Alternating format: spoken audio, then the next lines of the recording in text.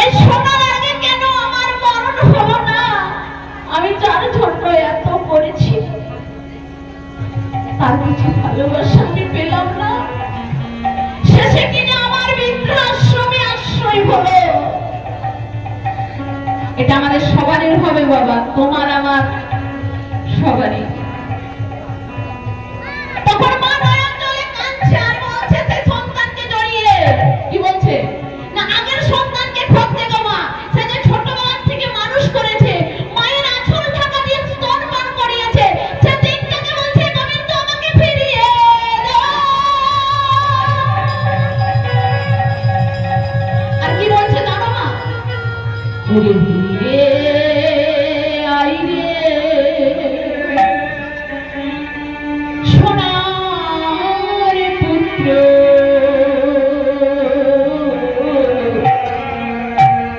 ওরে তোর মা ইহের বলে একবার ফিরে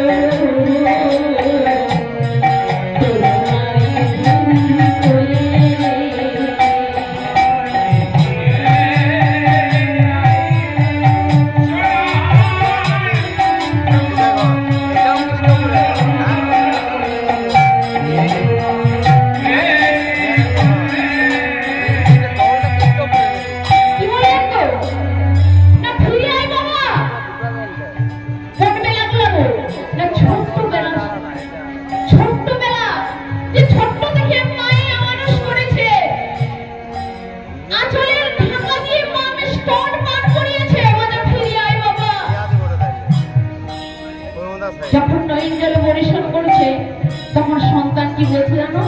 মা গো, ও মা, তুমি তো জানো আমি বাইরে থাকি, আমার এখানে থাকার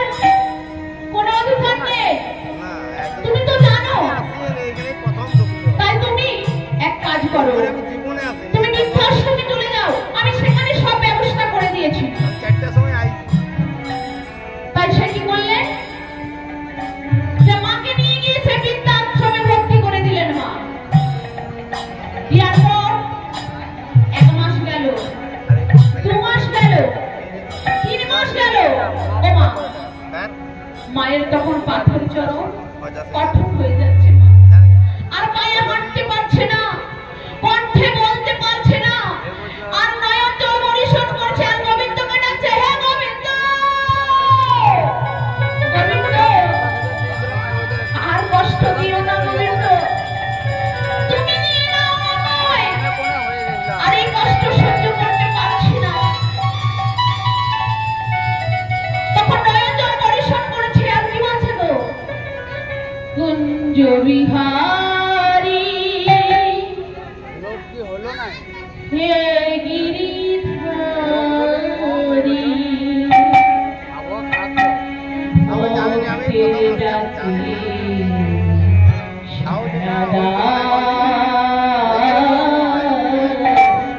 আর না প্রভু গুগুয়া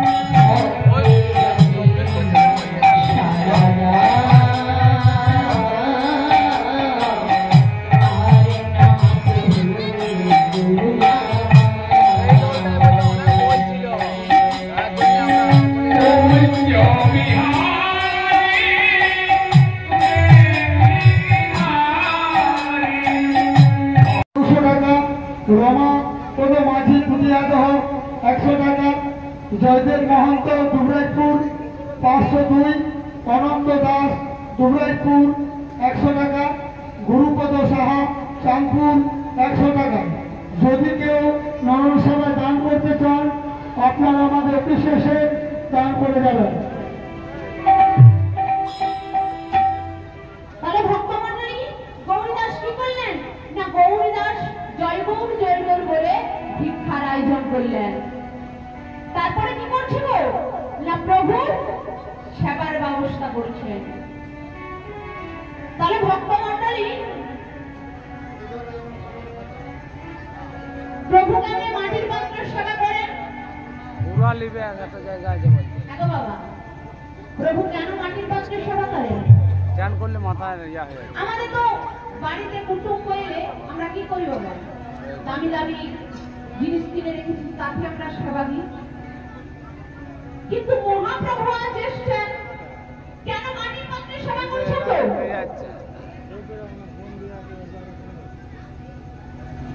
মাটির পাত্রে কেন সেবা করেন? পৃথিবীতে দুটি জিনিস খাঁটি, মা এবং মাটি। হরি হরি বল। বাবা আমাদের চাপাটা কেমন জানো? তার জন্য আমরা মাটির মতন হতে পারি না বাবা। না, গোবিন্দ সেবা নিতে হলে আমাদেরকে মাটির মতন হতে হবে, তবেই গোবিন্দ সেবা হওয়া যাবে। আমাদের এত জিনিস, দামি দামি জিনিস থাকতেও মহাপ্রভু মাটির পাত্রের সেবা করেন কেন? ও বাবা, পৃথিবীতে দুটি জিনিস খাঁটি, মা এবং মাটি। দেখো, মাটিকে যত আহ্বান করো মাটি কিন্তু সারা যায় না বাবা, যায় যায় না।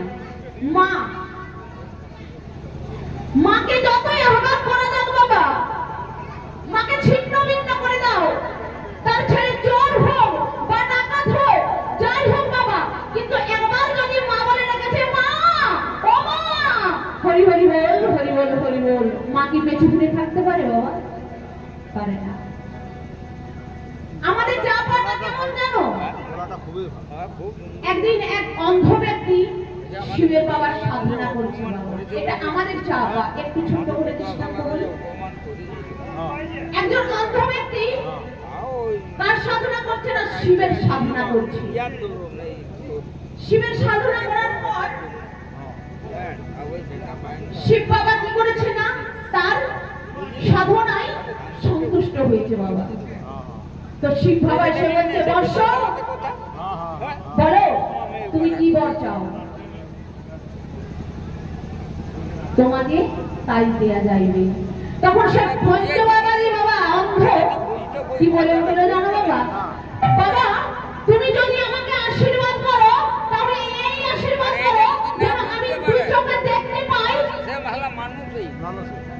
আর 5 তলা বিল্ডিং এ আমার নাতি নাতনি যেন সোনার থালায় সেবা করে। হরি হরি বল।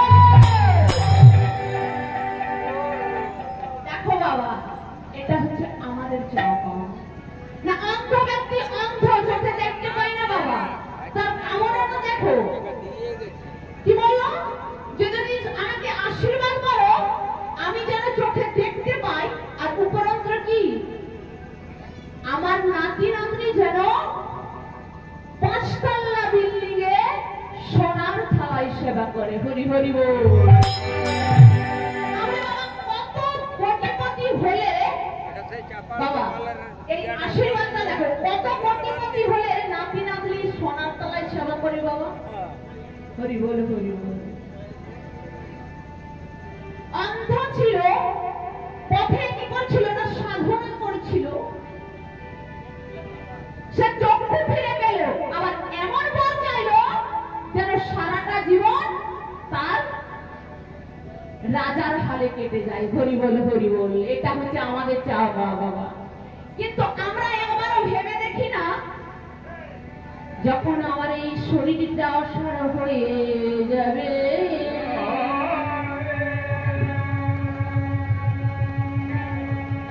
তখন আমাকে কেউ ধরার কেউ থাকিবে না,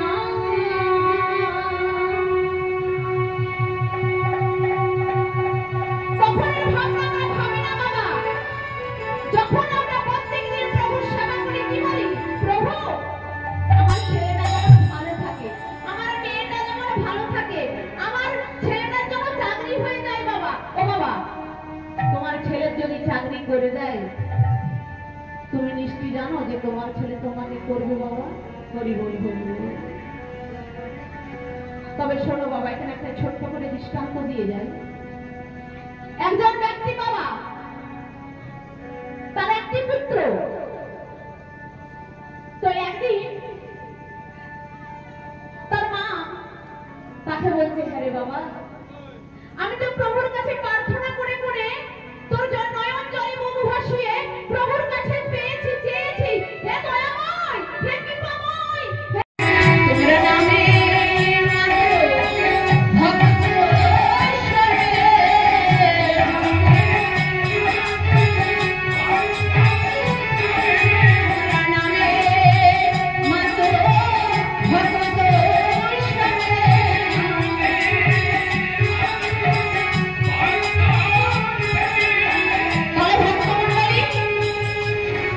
তোমরা নামে ভক্ত সবে নাম বিনা জীবের গতি নাই ভয় কর নামে মাত্র ভক্ত সঙ্গে।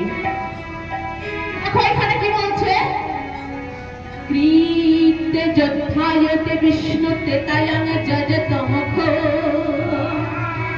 তাপরে পরিচর্যায়া কল্লত কীর্তনা।